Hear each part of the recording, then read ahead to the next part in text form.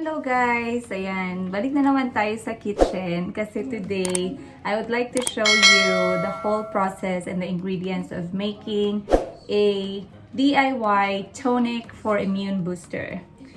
So, eto yung mga ingredients natin and I'm sure you guys already have this in your home. Yung ingredients ng ating love potion. I mean, ng ating immune booster. Ayan.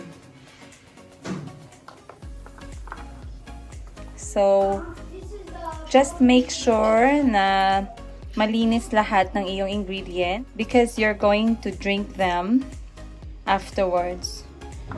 So, yung luya, kailangan talaga siyang hugasan ng maigi. And of course, your lemon, wash them also very well. And the whole process is very simple as long as you have the ingredients.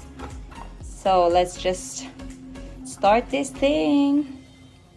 And so, para sa luya, it's better to crush it really nicely. And if you don't have this mortar and pestle in your house, you can use anything to crush your ginger. Pwede naman siya na gamitan nyo lang ng bote. And then, yan. Isa-isahin nyo lang pagpupok ng inyong luya. Puppukin nyo guys ng puppukin yung parang galit na galit kayo. Yung parang bitter talaga kayo sa life. Ayan.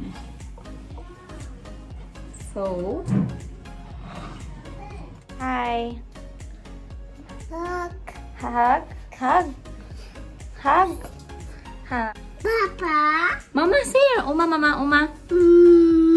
Ma. Uma. Say hi. Hi. Ako po yung batang walang damit.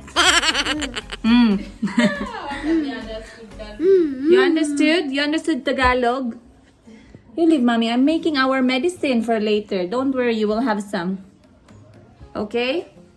Abby, bye. Mahirap kasi dito guys sa Uganda kasi syempre we are a big family with 4 small kids and of course I'm also pregnant. So we are really trying our best to avoid getting sick.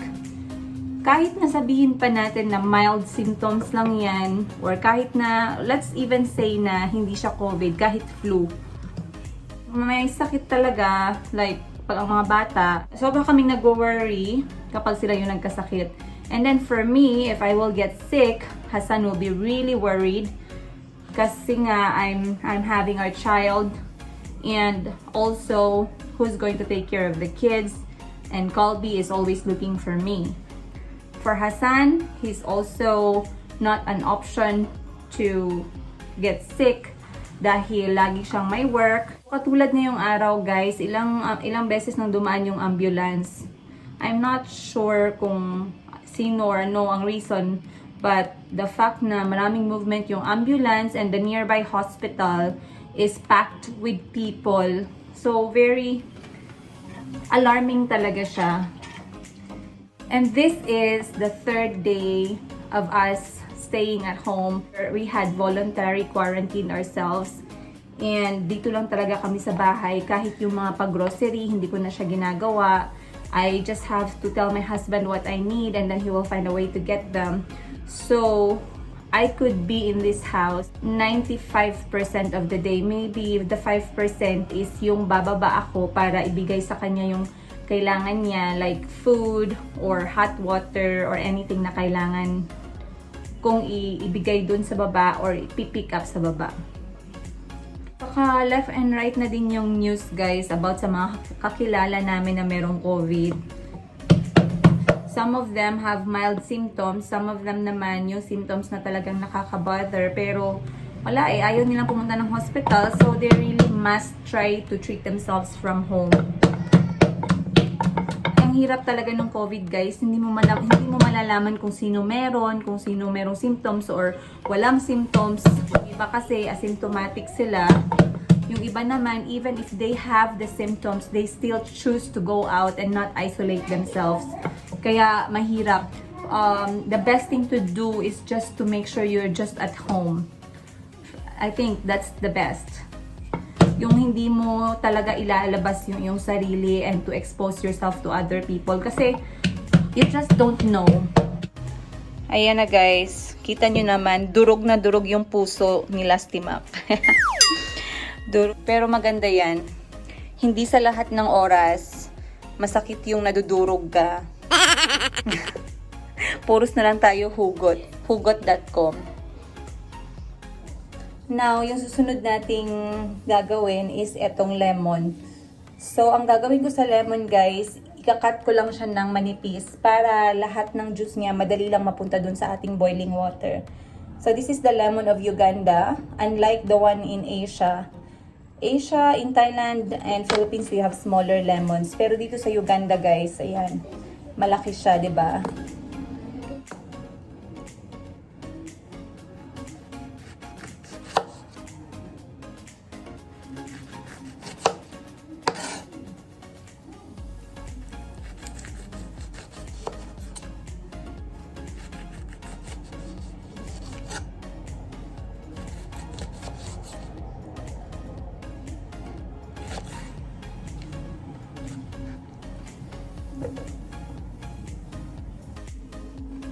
And then lastly, yung ating sibuyas. Ayan.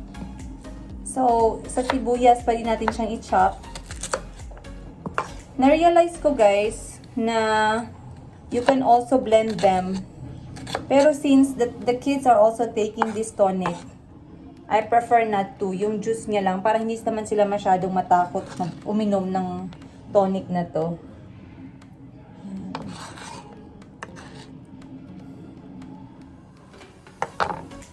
So, eto na yung ating ingredients na na-chop at na-pound. Ayan. And don't forget your final ingredient mamaya. Your honey, 100% honey. Ayan na siya guys. I decided to include the lemon peel kasi it also contains high amount of vitamin C. And para naman walang tapon, walang sayang.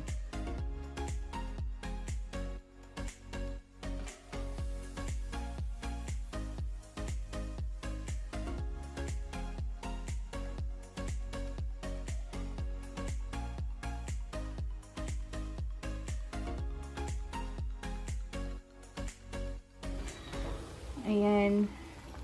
Kumukulo na yung ating tonic.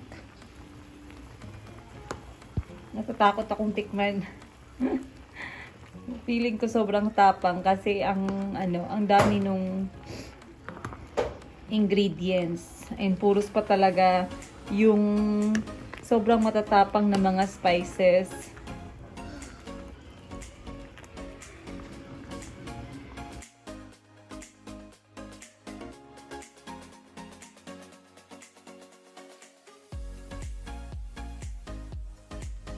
Good morning guys. Okay, we already had a breakfast today. So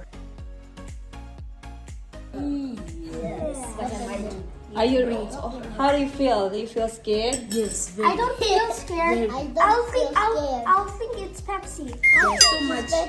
At least stop copying. There's honey. All right. Let's lemon. All right. Here we go. Kyle, your turn first. Here we go. Spoonful. How do you?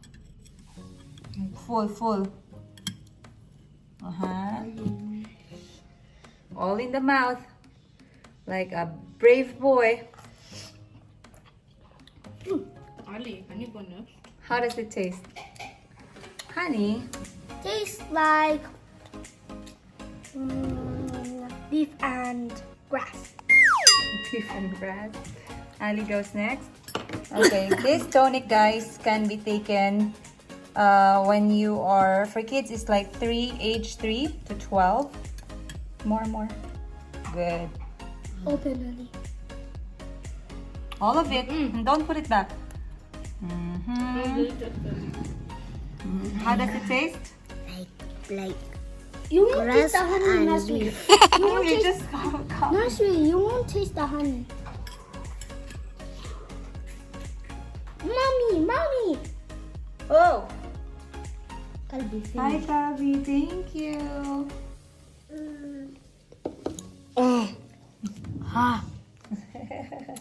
This one is better.